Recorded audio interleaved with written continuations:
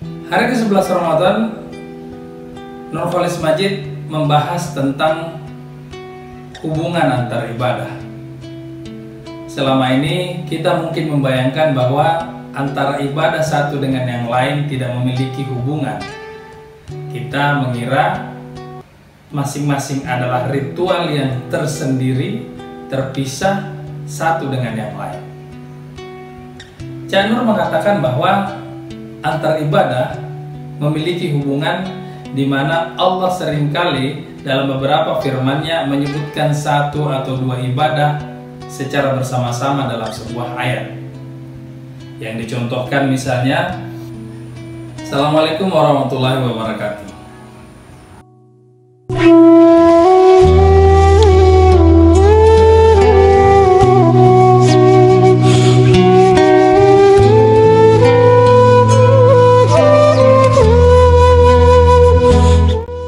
Hari ke-11 Ramadan, Nurholis Majid membahas tentang hubungan antar ibadah. Selama ini kita mungkin membayangkan bahwa antara ibadah satu dengan yang lain tidak memiliki hubungan. Kita mengira masing-masing adalah ritual yang tersendiri, terpisah satu dengan yang lain. Cak Nur mengatakan bahwa antar ibadah memiliki hubungan di mana Allah seringkali dalam beberapa firman-Nya menyebutkan satu atau dua ibadah secara bersama-sama dalam sebuah ayat.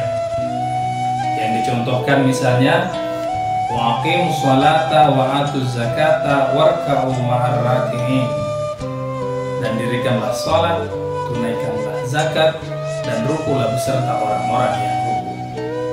Ayat ini menggambarkan bahwa antara sholat dan zakat memiliki kedekatan, di mana perintah sholat ditekankan sama seperti dengan perintah zakat, seolah-olah mereka adalah satu rangkaian yang tidak boleh dipisahkan. Dalam Islam, Anda tidak cukup hanya bersalat saja, Anda juga perlu melakukan zakat sebagai dimensi sosialnya. Demikian juga dalam ibadah puasa. Kita mengingat bahwa setelah puasa Ramadan, kita kemudian diwajibkan untuk membayar zakat fitrah.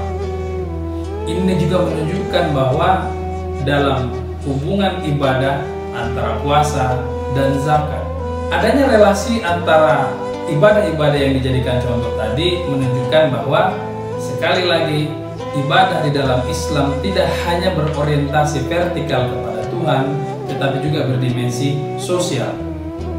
Orang sering membandingkannya seperti hubungan antara sholat dan salat. Seperti kita ketahui bahwa dalam sholat ada dua dimensi. Dimensi pertama yakni ketika orang sudah bertakbir, maka seluruhnya difokuskan kepada Allah, dan seluruh rangkaian itu adalah kepada Allah. Tetapi di akhir sholat ada yang namanya salam, yang merupakan salah satu rukunnya, syarat sahnya salat, di mana salam tersebut mewakili dimensi sosial. Orang juga lalu menganalogikan bahwa hubungan antara puasa dan zakat adalah kalau puasa dipandang misalnya lebih banyak berorientasi kepada vertikal, maka zakat fitrah itu merupakan dimensi sosial lainnya. Tentu selain persoalan akhlak yang juga kita bicarakan merupakan bagian dari tawakal. Sehingga sampai ada anggapan bahwa seperti halnya salat tidak sah tanpa salam, maka seakan-akan puasa pun tidak sah tanpa zakat fitrah. Hanya untuk menggambarkan sedemikian dekatnya hubungan antar ibadah. Lebih lanjut pada renungan ke-11 Ramadan ini, Nurholis Majid membahas tentang urgensi zakat dan sedekah. Zakat seperti kita ketahui sebelumnya, yakni amal ibadah yang diwajibkan kepada umat Islam yang lebih menggambarkan pada dimensi sosial, berupa kepedulian sosial kita kepada sesama. Tetapi jangan juga dilupakan bahwa zakat sesungguhnya berorientasi pada penyucian, terutama penyucian harta, bukan hanya pada apa yang kita miliki, tetapi juga pada bagaimana cara kita memilikinya. Mengenai persoalan ini, kita sudah sempat membahas sebelumnya.